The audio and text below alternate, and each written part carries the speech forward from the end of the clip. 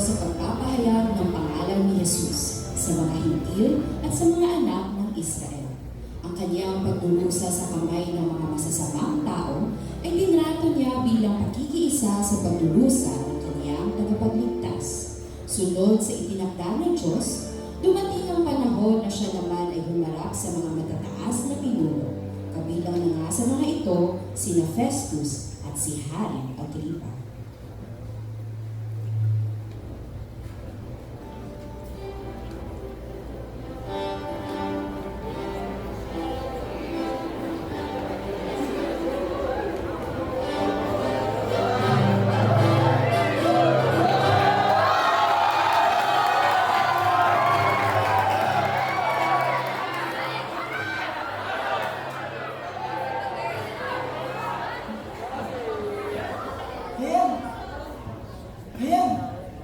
Ayan siya, Haring Agripa.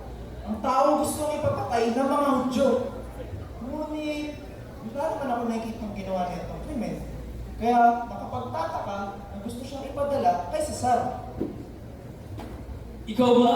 Ikaw ba si Pablo? Sige, tanggalin niyo ang paggagapos sa kanyang kamay at pabayaan natin siyang magsalita.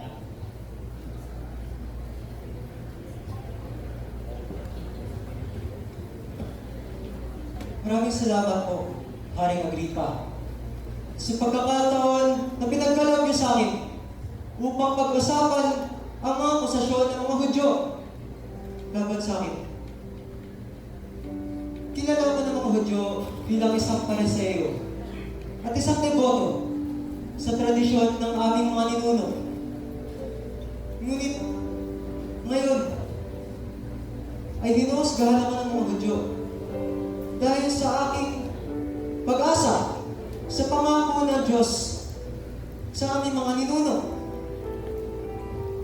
Aminin ko, Haring Agripa at kagalang-galang na Festus.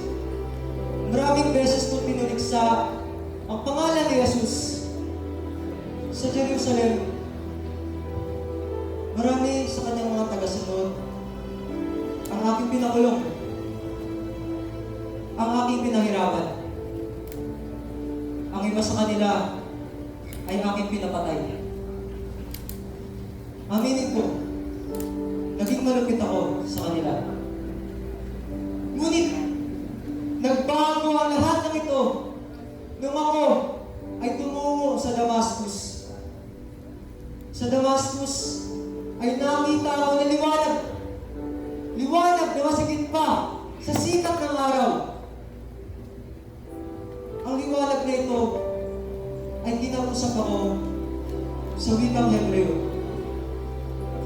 Ang sabi sa akin, Saul, Saul, bakit mo ako inuusig? Ang sabi ko naman, ay sino ka, Panginoon? Ang sabi niya, ay siya, si Jesus, na matagal ko nang pinutuligsa. Inutusan niya akong bumangon. Inutusan niya akong maging saksi sa mga tao na mulatin ang kanilang mga mata mula sa kapangyarihan ni Satanas at dalhin sila sa kapangyarihan ng Diyos. Haring Agripa, sinusunod ko lamang ang mga utos na ito. At kahit na maraming beses akong pinuligsa ng mga Hudyo, maraming beses nila akong pinagtakmaan na patayin, ay sa tulong at sa awa ng Diyos, ay naririto pa rin ako. Ihinahayag ang mga inihayag ni Moises at ng ibang mga propeta na si Kristo, siya ay darating, siya ay magdurusa, siya ay mamamatay, ngunit siya ay mabubuhay muli sa ikatlong araw.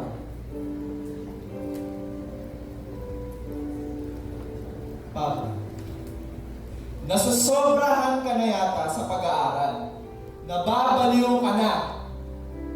Mahulat-galang na po, kagalang-galang na Festus. Ngunit, hindi po ako nasisiraan ng bait. Ihinahayag ko lamang ang mga katotohanan Festus, alam niyo po ang mga bagay na ito. Sila naman po, Haring Agripa, naniniwala po ba kayo sa mga propeta? Dahil alam ko na kayo ay naniniwala. Mukhang malapit mo na akong makumbinsi. Maging Kristiyano. Pablo.